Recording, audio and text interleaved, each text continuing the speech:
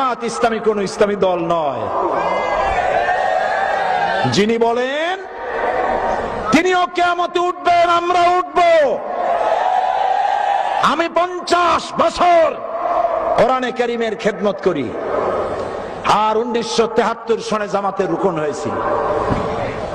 জামাত যদি সাহাবীদের বিরুদ্ধে হবে, জামাত যদি রসুলের বিরুদ্ধে হবে, আমার 50 বছরের একটা ওয়াজের মধ্যে সাহাবী আর রসুলের বিরুদ্ধে কোনো কথা থাকা স্বাভাবিক ছিল না? আছে কোথাও?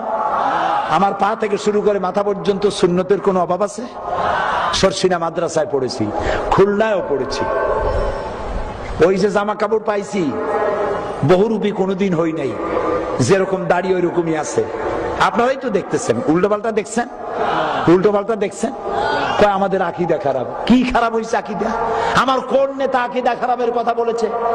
আমার নিজামী সাহেব, মুজাহিদ সাহেব, আমার এমপিরা, আমার নেতৃবৃন্দ, আমার গোলাম আজম সাহেব কে বলেছেন সাহাবীদের বিরুদ্ধে? জানতে চাই, কে বলেছেন নবীর বিরুদ্ধে?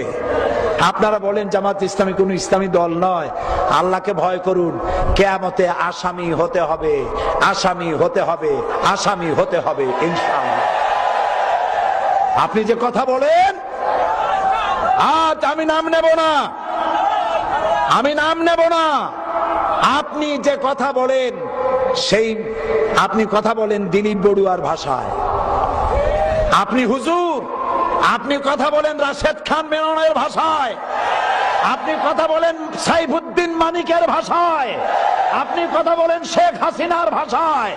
তাই জাতি মনে করে হয় আপনি ভারতের দালাল, আর না হয় আওয়ামী লীগের বেটি। আপনি কিচ্ছু করতে পারবেন না।